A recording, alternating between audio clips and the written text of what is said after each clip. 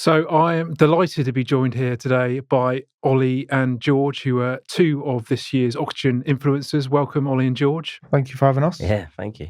Great. Well, let's get straight into it. The reason you're here today is you both joined the IT channel in the last 2 or 3 years from other professions, which is, I think, something the industry is screaming out for. So let's just get things started by asking, how did your industry change come about? And how easy did you find that transition? Maybe, Ollie, should we start with you? Yeah, absolutely. Thank you, Doug. So I guess my transition came around sort of 2-3 years ago.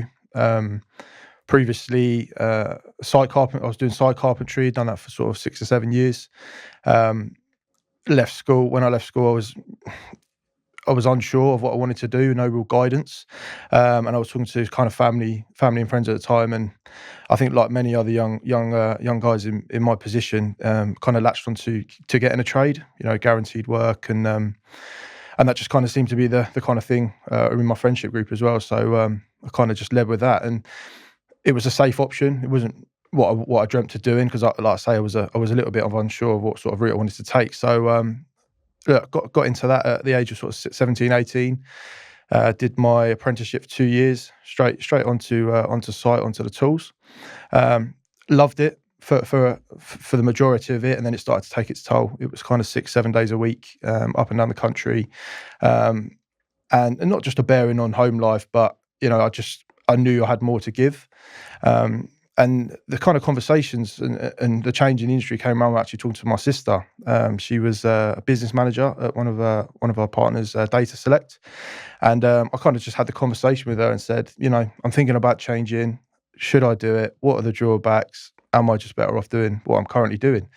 And she was kind of a real influence in my choice. She said, you've got, you're switched on, you've got those transferable skills. I think you could, make a career in the channel and IT sales. So the opportunity came at the time, bit of a funny one. She was walking up and down the sales floor and got chatting to one of the other sales managers, and they're just having a general chit chat back and forth. And he just said, I'm hiring. And she wasn't sure whether to mention it or not, but she said, look, appreciate you've probably got some candidates lined up, but my brother, he's new to the industry, new to sales, but he's a great guy, so always appreciate popping that in there. And he said, look, absolutely, love to at least have a chat. So I popped over my CV, had an online kind of a face-to-face call, and then a couple of weeks later, they offered me the job. So very daunting to kind of give up what I knew. And at 26, it's old enough, I thought, to make a career change. But absolutely 100% the right thing to do. I think I put in your article, just wish I'd done it sooner, in all honesty. So that's how my career change came around. Yeah, definitely. And you've both made a big impact and had accolades already in the short time you've been in the industry. So what about you, George? What's your background? Yeah, so interesting really. I was kind of in the education sector, and started off as like a youth worker and a mentor. And then one of my colleagues said I should, try and go the kind of teacher route, to get qualified. So I did, got offered to do my PGCE as a PE teacher, got QTS, and then kind of went down the pastoral route, as a lead behaviour mentor, delivering workshops to kind of teachers and obviously students along with my teaching. And whilst I was doing that, I also set up my own charity in the area that I live, and also in Zambia.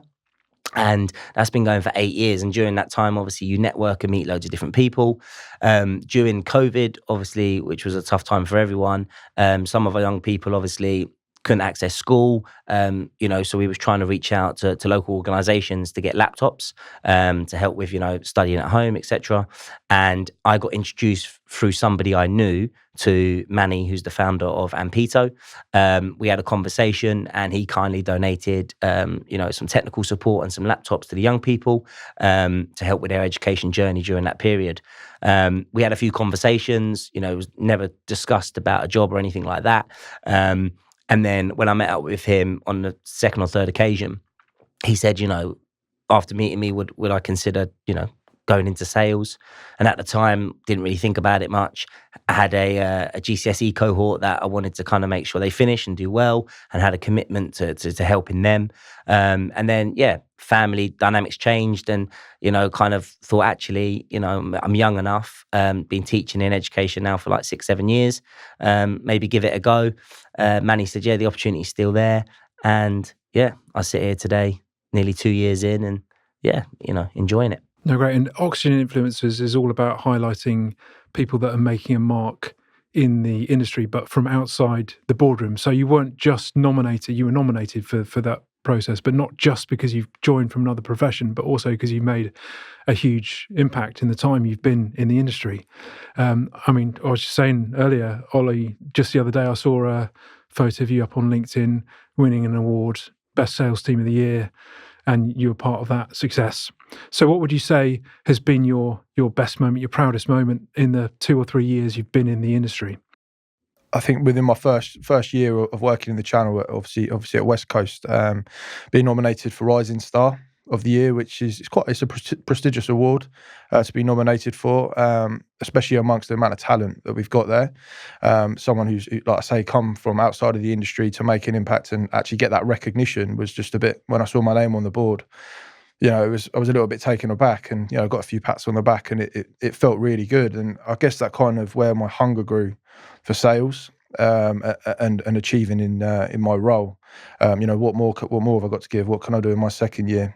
So definitely being nominated for Rising Star in my first year, and then obviously the channel Oxygen Influencers was amazing recognition, and I was so grateful to be a part of it. So thank you to you and Richard. And then, top it off, recently we had our sales kick-off. The team I work with in West Coast focused on MSP. We won Sales Team of the Year. So we put up some great numbers, saw some good growth in a year that was perhaps maybe supposed to be flat. Not just for myself, but the recognition for the team in a sales floor of I think 400 against some other fantastic individuals was really really heartwarming, and that recognition was well received. No, definitely. What about you, George? So obviously, appreciated, the opportunity to obviously meet yourself and Richard and all the amazing people at the lunch recently. Angela Whitty put me forward with a few other people and Pito. So I was, grateful and, quite amazed really to get that opportunity, especially at, only being in the industry for such a little time. Probably biggest achievement so far is probably, obviously your first deal is always, no matter how big or small, is obviously a big one. But I'd probably say, biggest achievement is probably my first $1 million deal. I think that's always, that was quite like, it's, big numbers, monopoly numbers, as we say. But so that, and it was actually a customer that we hadn't, done much business with for a long time. So it was kind of rebuilding that relationship and stuff like that. Speaking to the team, and, there's a lot of people in the organisation that are, supportive and helpful and kind of, give encouragement. So that's probably, I'd say at the moment, best achievement, really. Yeah, and I think the people listening to this would think, how easy is it to walk into a sales job? Because I know I would be terrible in that job.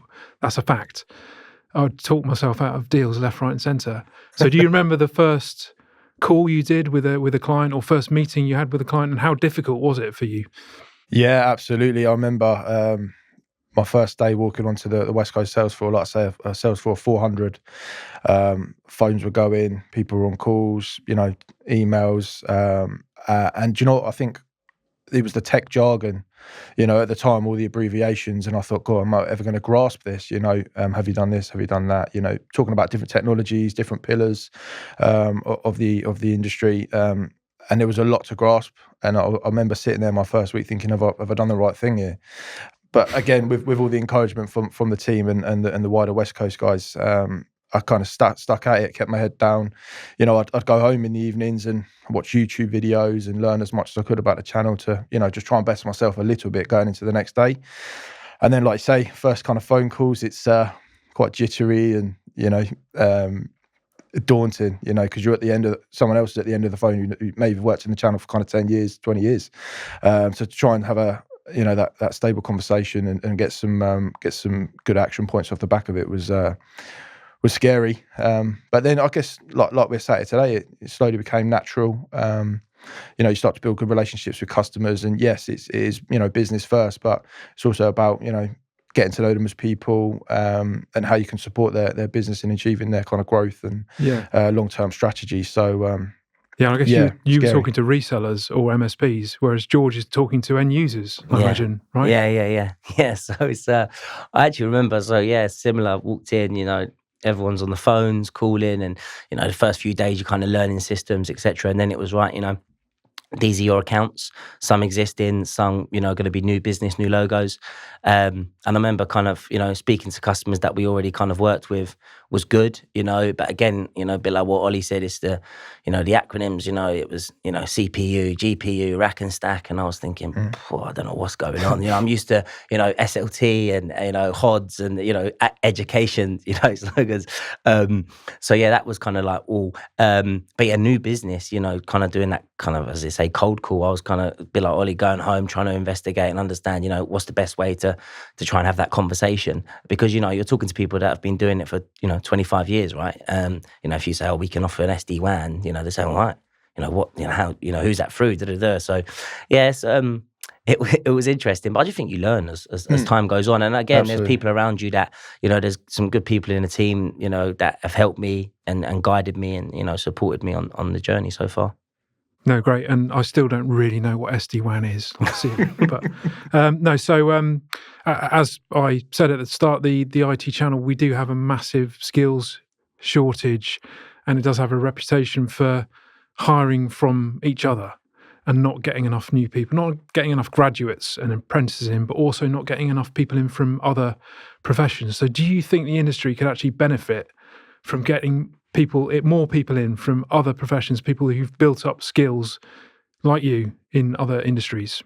Yeah, no, absolutely. I think that's the reason we're here today. Myself coming from construction, George from education. There's a lot of talent out there. I think myself and you, George, were saying the actual awareness of the channel and the industry. If someone had said to me, are you looking for a career in IT at the time when I was a school leaver, that would have frightened the life out of me. I wasn't from a technical background, didn't know there was all these amazing other roles in there, away from like a technical pre-sales kind of standpoint. So I guess absolutely, the awareness of, don't be frightened, there's so many amazing roles, so many amazing people working in there. I think people will just kind of stick to what they know, and go down the safe option, just like I did. But just the awareness of, if you're hardworking, good communicator, problem solving, that can fit into to many industries. But it's actually, getting the guys to not take a leap of faith, but just to say, look, there is something in there for me, in the channel. So I guess it's just the awareness and guiding people to go out their comfort zone. No, definitely. And so, George, do you think your background, teaching at some, I think, inner city schools, is that right? Has that helped you at all in your second? Yeah, career? Massively. I think I was saying this to one of my colleagues actually this week. Obviously, I think kind of being from that kind of education background, you're dealing with different challenges every day, different people, from young people to, adults, parents, carers, social workers, local authorities, and it kind of has helped me, different customers I speak to, you can go from, a customer from CTO level down to, engineer level, or it could even, if you're trying to get a new logo, you could speak to, somebody at reception, and just kind of how you speak to different people and deal with, challenges that customers potentially are asking us to fix. And I think going back to your question about, the actual channel itself and how we kind of get more people involved and aware about it, as Ollie touched on there, for me, education, I didn't grow up wanting to be a teacher, kind of fell into that, but I knew what a teacher was. Recently I actually went back to one of my old schools and we'd done a workshop on kind of tech and IT. And just, some of the questions the young people were asking, that I can now give, some sort of answers to. And I'm taking some senior people with me, Angela, Manny, the founder, to have these conversations with young people to kind of get them to open up their kind of, avenue of life of what's out there. I think is a massive thing, because, you know, some of the young people don't understand, you know, what does it mean in sales? You know, what does an SE mean? You know, even stuff like in business, procurement, operations, you know, all these things that we have to deal with, logistics every day. You know, a lot of young people, if you don't know somebody in that world, you probably don't know, you know, how to get into it, and even that, what goes on. So I think you two are the ideal people to ask this question to. But what do we need to do as an industry to smooth the path, make it easier for people from outside the channel to join and prosper? Yeah, no, like we touched on briefly earlier. It was it's just highlighting that highlighting that having those transferable skills from the industries they're currently in, there will be a role for them in the channel.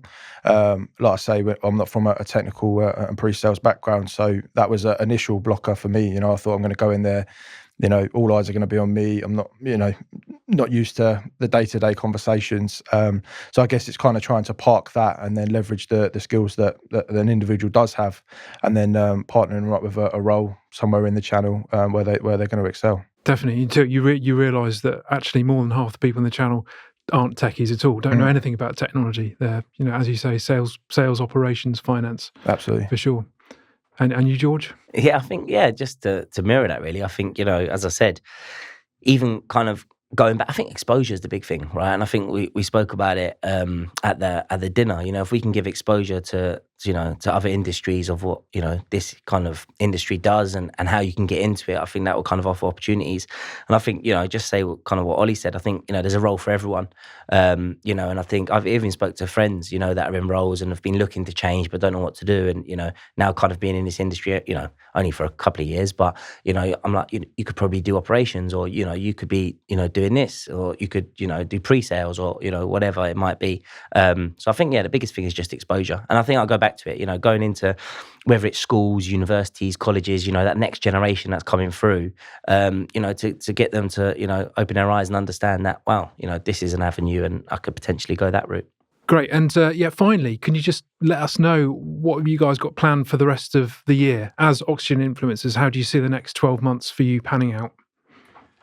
I think for myself, it's kind of taking off where I left last year. You know, I feel so comfortable in my role now, and it's kind of got that BDE AM role out of me, and now it's leading with that BDM as a senior point of contact on the account. You know, not just the kind of quick win day-to-day stuff. It's how can we implement long-term strategy to help achieve partners' goals.